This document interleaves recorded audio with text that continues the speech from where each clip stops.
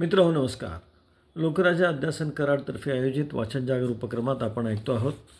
लोकशाहीर अण्णाभाऊसाठी लिखित फकीरा या कादंबरीचे क्रमशः वाचन. वाचक स्वर ॲडव्होकेट संभाजीराव मोहिते कराड. भाग क्रमांक 9. दुपार झाली. सव्वा मणाची पंगत मांगवाड्यात उठली. जोगणी निघायची वेळ झाली. लवकर या असा पंतांचा निरोप आला. परगावच्या पाहुण्यांसह ढीम हलगी लावून वाजत मांगाच्या तलवारी गाजत निघाल्या. तलवारी, कुऱ्हाडी, भाले या हत्यारांनी गल्ली भरली. 50 जवान कडेकोट तयारी करून जीवावर उदार झाला होता. बारीक मोठं 100-200 माणूस तलवारीबरोबर चालत होतं. हलगीच्या निनादानं हवेत जोम आणला. गाव भरल्यासारखा दिसू लागला. सनदशीर शिपाई म्हणून दौलती मांग गर्दीत खंबीर चालत होता. शंकरराव पाटील जरीचा पटका बांधून आपल्या ताणबाज घोड्यावर बसला होता. भारदार मिशांना पीळ भरून त्यानं हातात नंगी तलवार घेतली होती. त्याच्या दाट भुवया चढल्या होत्या आणि त्याचा रुंद चेहरा आज उग्र झाला होता. विष्णुपंत आपल्या करड्या घोड्यावर जीन घालून बाहेर पडले होते. त्यांनी आज कंबर बांधली होती. त्यांनी जोगणीच्या मिरवणुकीत स्वतःच सर्व तयारी केली होती.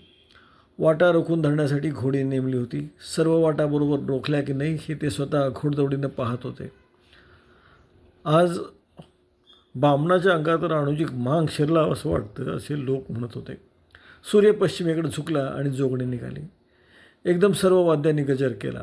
एका सुरात गावानं हर हर महादेव अशी गर्जना केली. जोगणी वाट चालू लागली.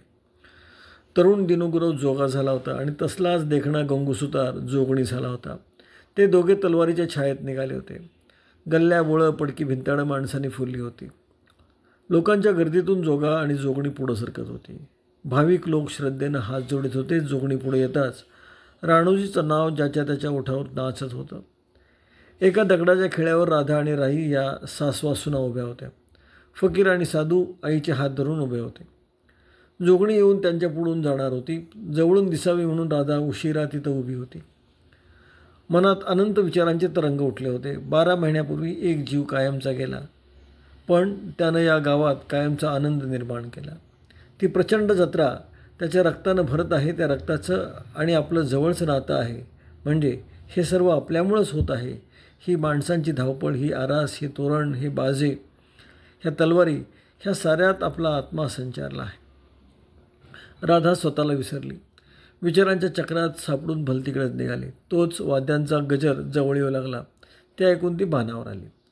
जोगणीच्या पुढं सावळा मांग कुऱ्हाड वर धरून चालत होता. त्यानं 2 टांगी धोतर नेसून डोक्याला टापर बांधली होती. त्याच्या जोडीला भैरू रामोशी दिसत होता. त्याचा धिप्पाड देह आज भलताच फुगला होता. रामोशी राक्षसासारखा भासत होता. पुढं येऊन जोगणीवर कोणी झडप घाली त्याला परत फिरू देऊ नका असा पंतांचा त्यांना हुकूम होता. सखुजी महार हातात वेळा घेऊन गर्दी दूर ठेवत होता. पंत आणि पाटील जोगणीच्या मागं पुढं होते. जोगणी राधाच्या जवळ आली, पुढे निघाली. इतक्यात पंत ओरडले, जोगणी तिथंच थांबवा. सर्व गपकन थांबले. पंत घोड्यावरून उतरून जवळ गेले आणि म्हणाले, ह्या जोगणीवर मालकीचा हक्क या जीवांचा आहे, त्यांना दर्शन येऊ द्या. असं म्हणून पंत राईबाई राधा यांच्याजवळ जाऊन म्हणाले, हां काकू, पडा पाया. ही तुमची जोगणी. राही व राधा गोंधळून गेल्या. काय बोलावं त्यांना सुचेना. मग पंत पुढे झाले. त्यांनी फकीर राधू यांना जोगणी दिसावी म्हणून हातानं धरून पुढं आणली. मग दोघांनी हात जोडले आणि चला अशी पाटलांनी हाक दिली. पुन्हा सर्व वाद्य वाजू लागली. जोगणी निघाली. आळीपाळीनं जोगणी फिरत फिरत दिवस बुडता बुडता परत आली आणि विसर्जन पावली. विष्णुपंत आणि पाटील यांच्या शिरावरचा बोजा हलका झाला. गावानं सुटकेचा निश्वास टाकला. बापू खोत आला नाही, किंवा आला असता तर त्याचं काही चाललं नसावं. जोगणीत विघ्न आलं नाही. पहिली जोगणी सुखरूप पार पडली. आता पुढचं कुणी पाहिलं असं म्हणत लोक घरोघरी परतले. आपल्यासाठी पंतांनी जोगणी उभी केली या विचारानं राधा पुलकित झाली. त्या प्रसंगानं ती सर्व दुःख विसरली. पंतांच्या शब्दांनी राईबाईला धीर आला. मुलगा मेला पण चीज झालं असं तिला वाटलं. गोड शब्दांनी मनाला फुलोरा येतो आणि दौलतीनं तर